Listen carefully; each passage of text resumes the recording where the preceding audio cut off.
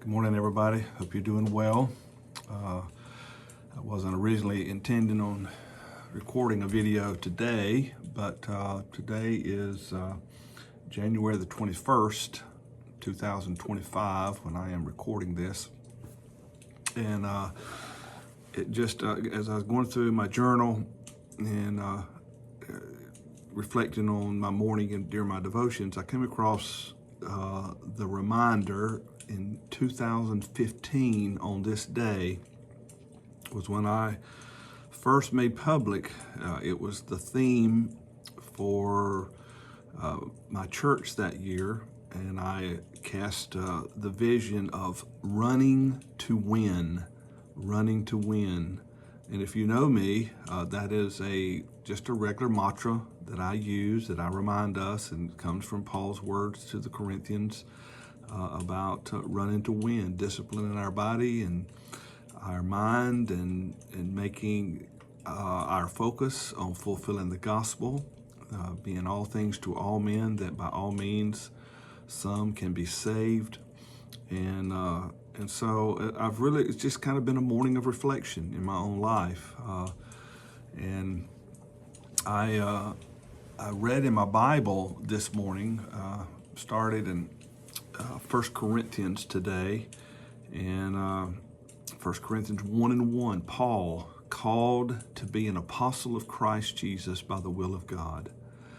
And I did some reflection. I posted this a little earlier this morning, but just a little short. Let me read to you, just if you indulge me. But this was the blog I posted. Clarity on your calling. Who you are and whose you are is one of the most vital bulwarks for thriving in life.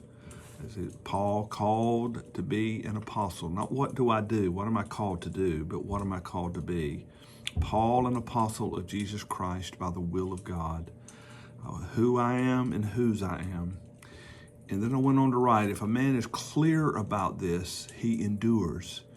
If he is not, he will remain uncertain, unstable, and at the mercy of people who have agendas. A man without a calling is a man mostly just trying to survive and never really knowing the answer to survive for what. But a man with a clear calling is a potent and vital force who knows the satisfaction of having really lived for something and done something with his life that really matters. And then the one thing for the day: first, pay the price to discover your calling, and then do not be distracted from pursuing it relentlessly for the rest of your life. And looking back over the last 10 years of my life, I had no idea on that Sunday where running to win would take me.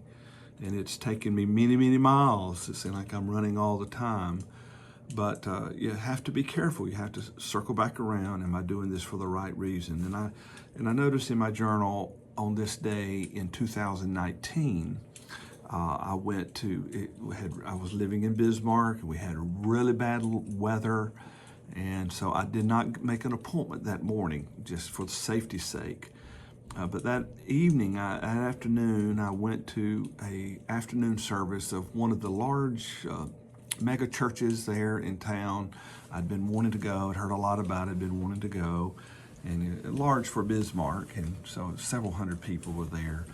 And I went in, and again, you can get so legalistic, and you can get so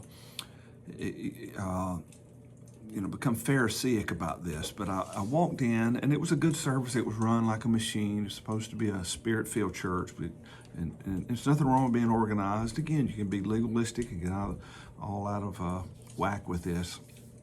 But it was run like a machine, and everything was designed for the lowest common denominator, to make us feel comfortable, relax, and kick back, and just like you're in your den. And I was sitting there, and when I got back home and I was writing my journal, I really struggled a little bit. And again, I'm gonna sound so old and out of it, and I know that. But it's I don't know. Sitting there, very casual, very relaxed, drinking our lattes while we're worshiping God. It just seems so irreverent. It did not call me to a higher calling. It did not call me to run to win the prize, the crown, the imperishable crown. It was so earthly, so man-centered. But again, when you make the number, getting the number, growing the number, that the end all, when it's about growing the number, we can doll it up, put lipstick on it, a set of pearls around it, but kind of like the pig, it's still a pig. If the underlying motive is the number, if our number one way of fulfilling the Great Commission is church on Sunday, instead of teaching our people how to be salt and light in the world, and then bringing them to church to strengthen them in their faith and to grow them in their faith, and above all, God has exalted His name and His word above all. And when we come into His house, we look heavenward. We are called to a higher calling. We are called to a life of sanctification. We're called to be more than we are, to run to win.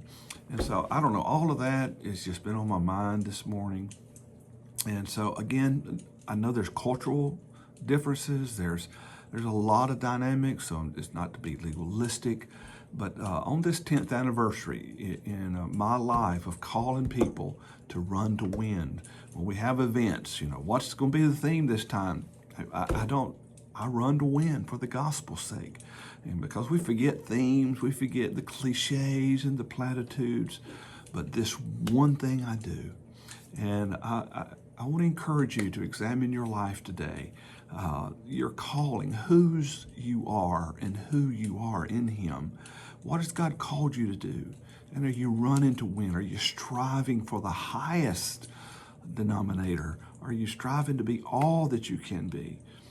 Let's be a potent force for revival and renewal and calling people to be their very best through the empowerment of Christ. So there's my little preaching to you, my little pep talk today. But I love all of you, especially my dear colleagues here in Illinois, and wish you the very best. But all of you, I wish whoever may be listening to this, and maybe you're not a Christian, or maybe you're seeking, or maybe you're searching, or Christianity, where you go to church, it's fun, but it's so tame, so bland, so vanilla, it gets boring. Let me encourage you, ramp up your game. Give your all to Christ. Give your best to Christ. And if you have doubts about Him, give Him a chance. Surrender your life to Him and give it a year.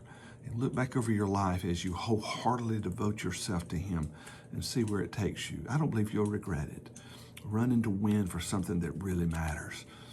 Put Him at the center, foremost and at the center of your life. And I don't think you'll ever regret it. All right, salute you all. See you around the bend. Let's keep running to win for the gospel's sake. God bless you.